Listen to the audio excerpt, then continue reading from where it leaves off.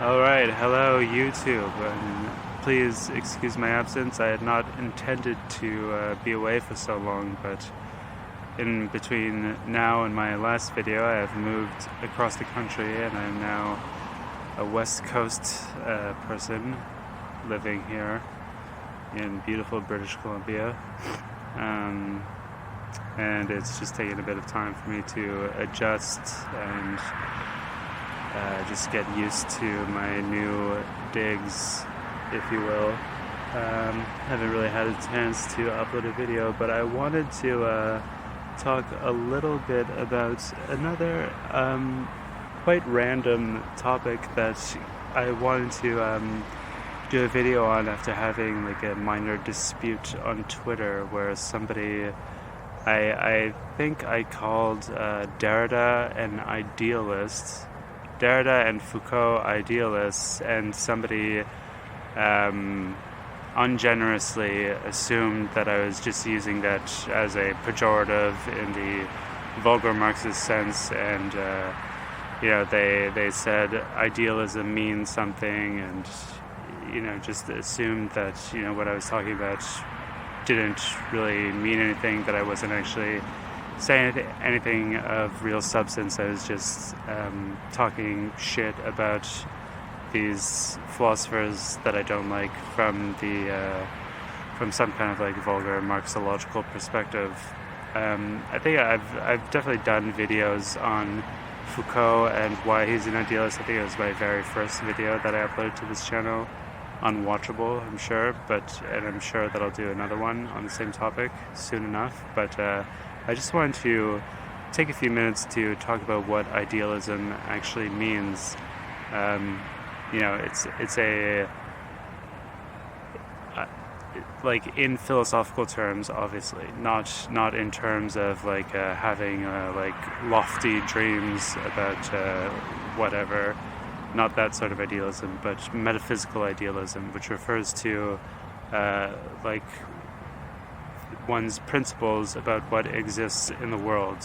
A very famous idealist is Plato, who believed that there were like certain forms of things that exist in an ideal realm. And this is a very bad gloss on Plato's metaphysics, but essentially like he's saying that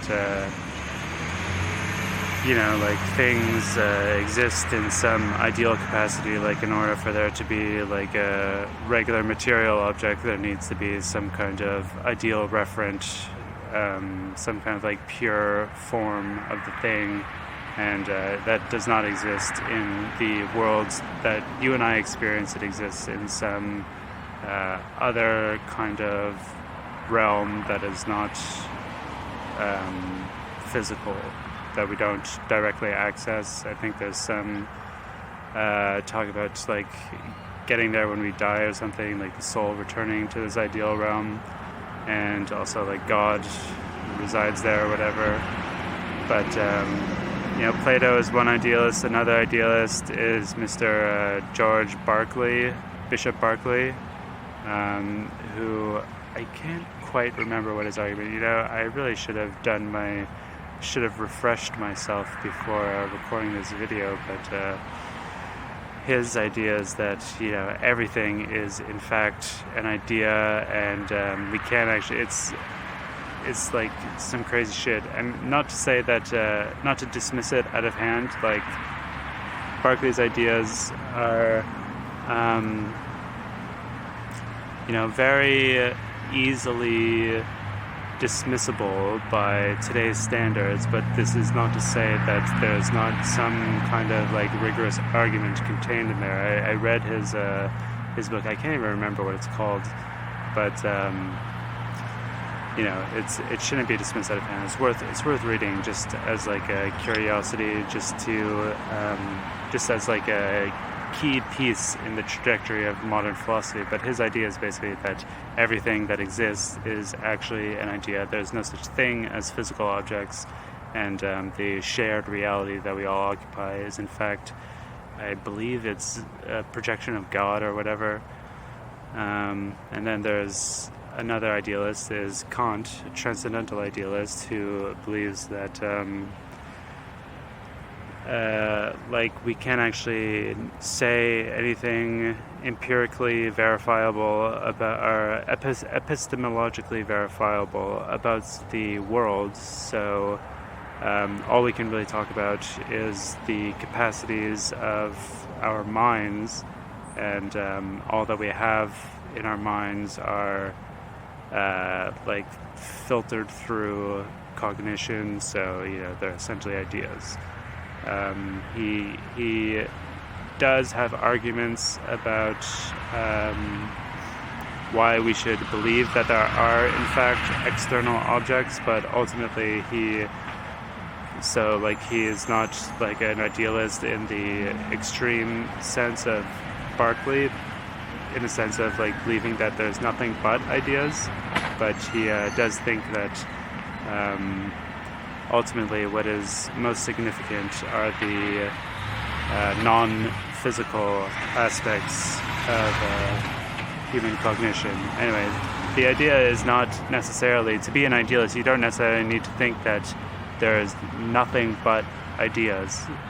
You can think that there's a combination of physical objects as well as non-physical objects.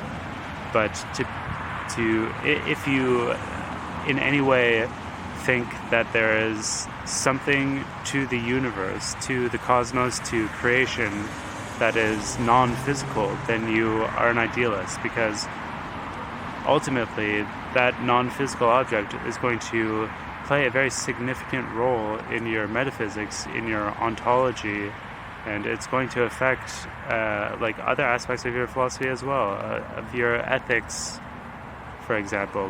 Kant gets his categorical imperative from his ideas about transcendental idealism, about the nature of human souls.